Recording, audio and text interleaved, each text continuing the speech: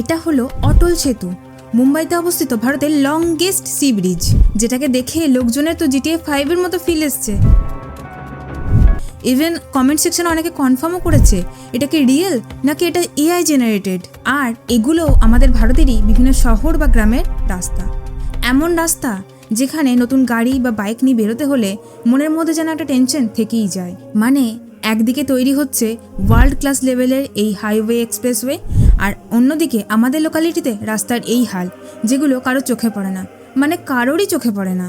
রাস্তা খারাপ হওয়ার কারণে অনেক অ্যাক্সিডেন্টের খবর আমাদের কানে আসে এবং সেই অ্যাক্সিডেন্টের কারণে অনেক প্রাণও চলে যায়। কিন্তু এই খারাপ রাস্তা, মানে ছোট বড় নানা খানা খন্দে ভর্তি রাস্তা কখনো কারোর জীবন ফিরিয়ে দিয়েছে, এটা কি শুনেছেন? হ্যাঁ, ঠিকই শুনেছেন।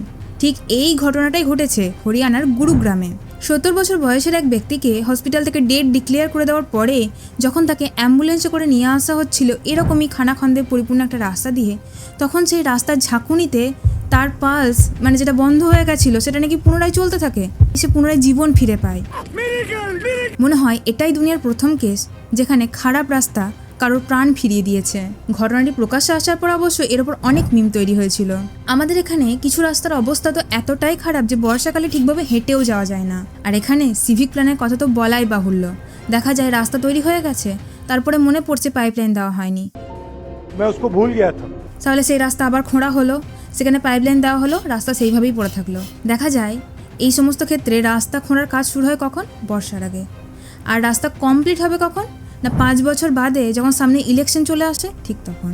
একবার ভেবে দেখুন তো এসবের কারণে কী পরিমাণ টাকা নষ্ট হচ্ছে, কত লোকের সময় নষ্ট হচ্ছে, কত কত অ্যাক্সিডেন্ট হচ্ছে।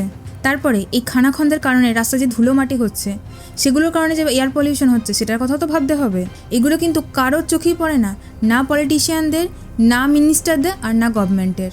গভর্নমেন্ট এটার বেসিসে ইন্ডিয়াতে 63 লাখ কিলোমিটার লম্বা আছে, যেটা ইউএসের পর সেকেন্ড লার্জেস্ট। কিন্তু মজার বিষয় হলো এটাই, ইন্ডিয়াতে যে ন্যাশনাল হাইওয়ে আর স্টেট হাইওয়ে আছে সেগুলোকে যদি কম্বাইন করা হয় তাহলে সেটা ইন্ডিয়ার টোটাল ট্রাকের মাত্র 5%।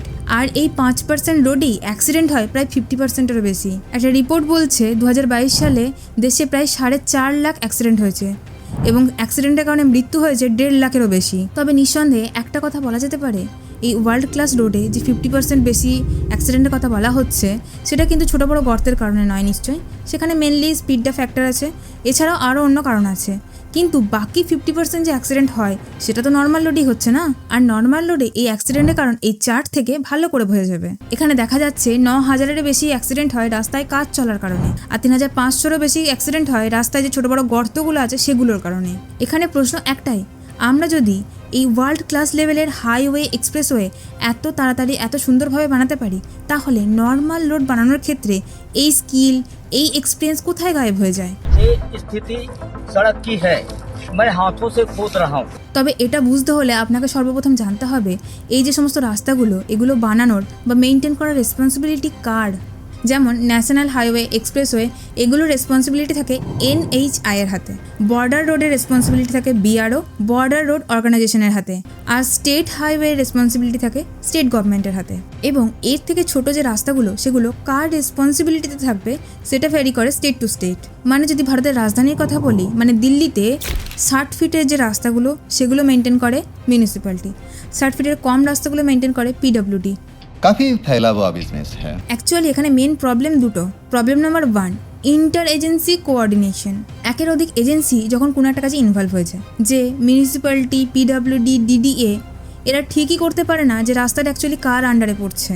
তার উপরে যদি মিউনিসিপ্যালিটি আর স্টেটে আলাদা পার্টি থাকে তখন শুরু হয়ে যায় পলিটিক্যাল ঝামেলা। তখন এটা কথা ওঠে যে স্টেট গভর্নমেন্ট এগেনস্ট পার্টির, সেজন্য রাস্তার জন্য পয়সা দিচ্ছে না।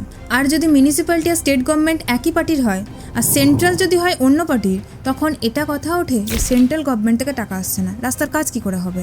আর এই যে বিশদ বর্ণনা দিলাম, এই ঘটনা হচ্ছে আমাদের রাজধানী দিল্লির ঘটনা। তাহলে একবার ভেবে দেখুন তো আমাদের পশ্চিমবঙ্গের হাল কি।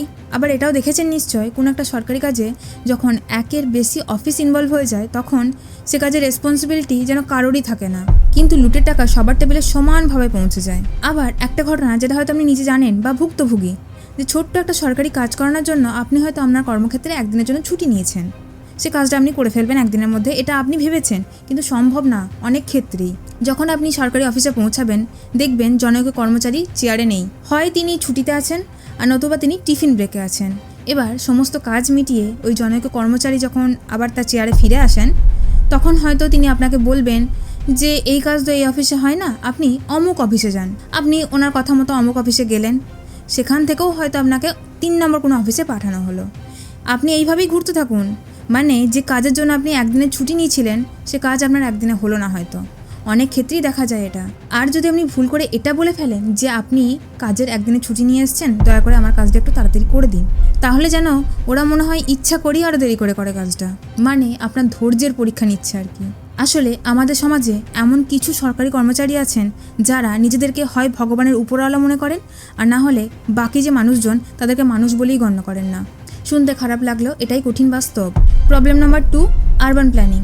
আমাদের এখানে আরেকটা সমস্যা হচ্ছে, এখানে রাস্তা তৈরি হওয়ার পর মনে পড়ে ড্রেনেজ সিস্টেম তৈরি করা হয়নি, সুতরাং আবার সেই রাস্তা খোঁড়া হলো, ড্রেনেজ সিস্টেম তৈরি করা হলো। কিন্তু দেখা যায় তাতেও যে অল্প বৃষ্টিতেই পুরো রাস্তা জুড়ে জল থই থই অবস্থা। আবার নিজের লোকালিটিতেই দেখবেন পার্টিকুলার কিছু এরিয়া ছাড়া অন্য কোথাও ফুটপাথ দেখতে পাবেন না, ম্যাগনিফাইং গ্লাস দিয়ে খুঁজলেও না, কারণ ফুটপাথ তো তৈরিই করা হয় না। তার উপরে আবার যদি অলিগলি রাস্তাগুলো একটু ভালো হয় সেখানে থাকবে প্রায় 8-10টা স্পিড ব্রেকার। আসলে ভালো রাস্তা, ভালো ড্রেনেজ সিস্টেম, ভালো আরবান প্ল্যানিং এগুলো এমন কোনো জিনিস নয় যেগুলোর জন্য আমাদের ইন্টারন্যাশনাল এক্সপার্টের প্রয়োজন। এগুলোর জন্য প্রয়োজন পলিটিশিয়ানদের অনেস্টলি কাজ করার, সঙ্গে মিনিস্টার এবং গভর্নমেন্টেরও। আর এগুলোর পরেও থাকে আমাদের সিটিজেনদের একটা রেসপন্সিবিলিটি। একটা ভালো রাস্তা তৈরি হলো, এবার সেটাকে ভালোভাবে ইউজ করার দায়িত্ব তো আমাদেরই। শুনতে অবাক লাগলেও এটা সত্যি যে আজ আমাদের দেশে রাস্তাও নাকি চুরি হয়। রাস্তা চুরি, সেটা আবার কিভাবে? এই ভিডিওটি দেখুন, তাহলে ভালোভাবে ক্লিয়ার হয়ে যাবে। पूरी 2 किलोमीटर सड़क ही चोरी हो गई। सुनकर हैरान होंगे आप, लेकिन ये हुआ है बांका जिले के रजौन प्रखंड के खरौनी गांव में, जहां अब सड़क की जगह जोता हुआ खेत नजर आता है। এটা একটা অরিজিনাল ভিডিও ফুটেজ এবং এটা হচ্ছে বিহারের ঘটনা। তো সর্বোপরি সব কিছুর পরেও আমাদের সিটিজেনদের একটা দায়িত্ব থাকে আমাদের চারপাশটাকে পরিষ্কার পরিচ্ছন্ন এবং সুন্দর রাখার। তো ভিডিওটি আজকে এই পর্যন্তই। ইনফরমেটিভ হয়ে থাকলে অবশ্যই একটি লাইক, শেয়ার এবং কমেন্ট করবেন। ভালো লেগে থাকলে একটা শেয়ার করবেন এবং চ্যানেলটিকে সাবস্ক্রাইব করবেন। Thank you.